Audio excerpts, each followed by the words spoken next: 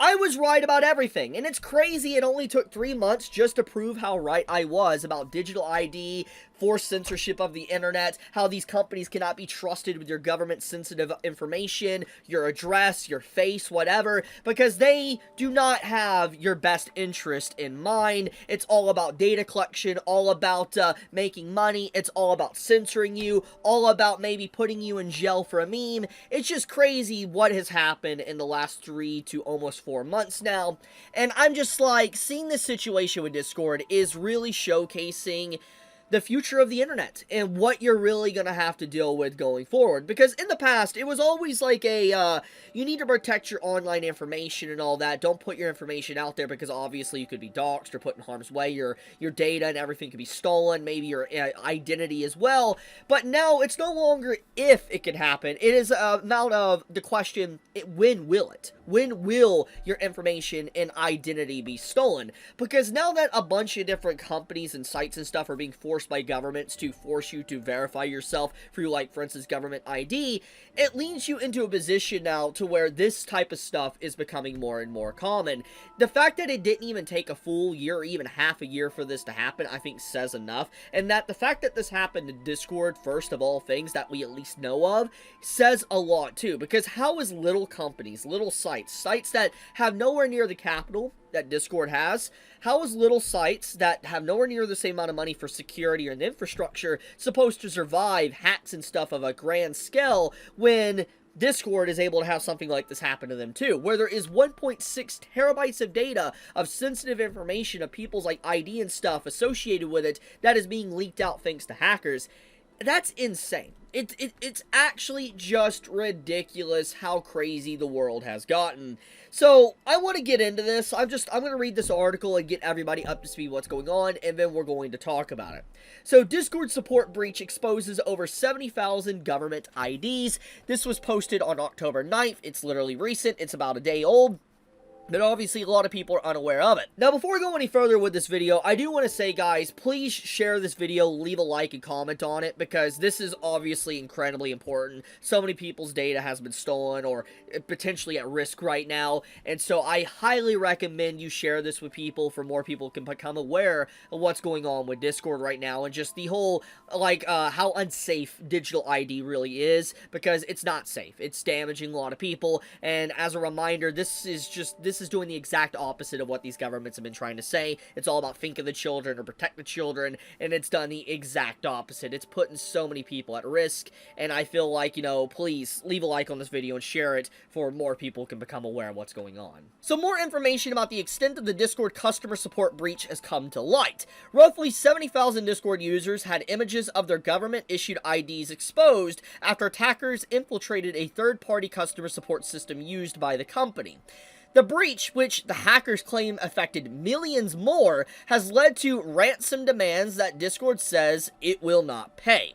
The breach shows the growing danger of mandatory online ID verification, as governments push platforms to collect government-issued IDs for age checks and compliance. Sensitive data ends up stored across multiple systems, often including third-party vendors users never interact with directly. The attackers, who say they stole over 1.6 terabytes of data, allege that they had access to Discord's Zendesk-based support platform for 58 hours, starting on September 20th, 2025. That's an insane amount of time. Even 10 minutes is way too long. But 58 hours at having access to their platform to get into this information is just...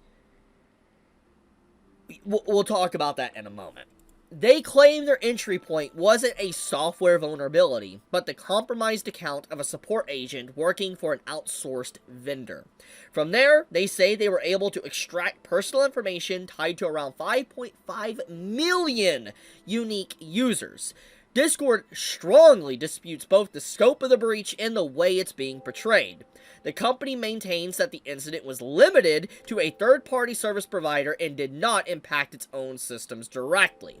The hackers argue that Discord is withholding the true extent of the exposure. They claim to have exfiltrated 1.5 terabytes of ticket attachments and over 100 gigabytes of ticket transcripts, with roughly 8.4 million support tickets gets pulled from the platform. So this one is really bad for a lot of reasons. It was already obvious they got into trust and safety and stuff. That was already confirmed by Discord itself. But the scope of this number alone is so horrifying because the amount of information that is potentially in these support tickets, people trying to get their account back, people trying to prove that it's them, people trying to probably make a payment of some kind, people trying to, just confirm their identity in some way. The amount of doxing that just happened to all these people is astronomical. It is actually insane. I will dive more into this as I continue, when I finish the article.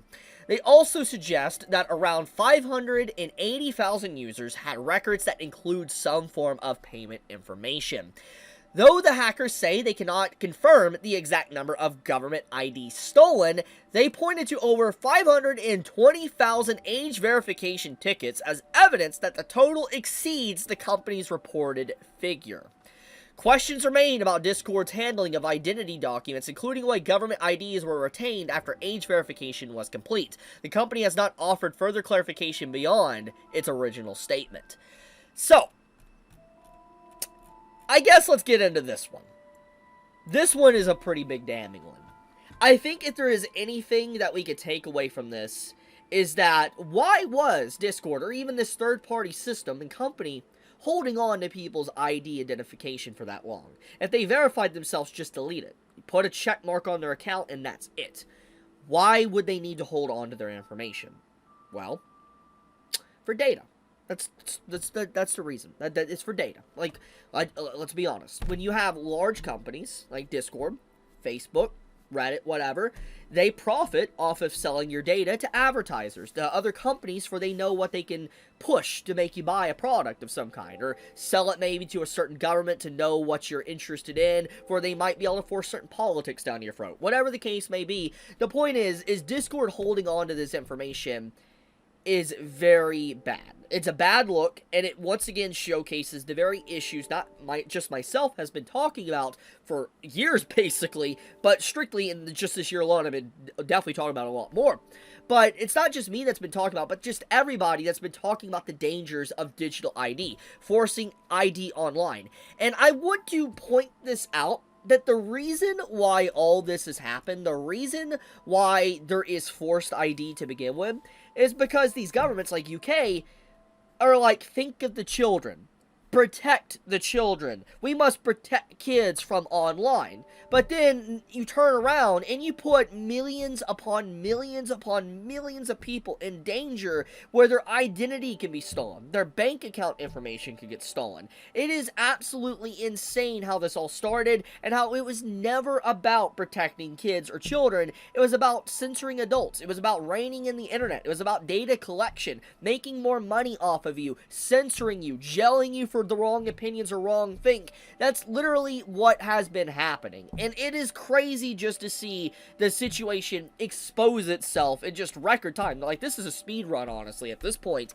But, them holding on to your ID months later is pretty damning. That's all I'm gonna say. Now, one thing I do want to point out, though, is the actual data that was stolen. They talk about 1.5 and 1.6 amount of terabytes that was stolen.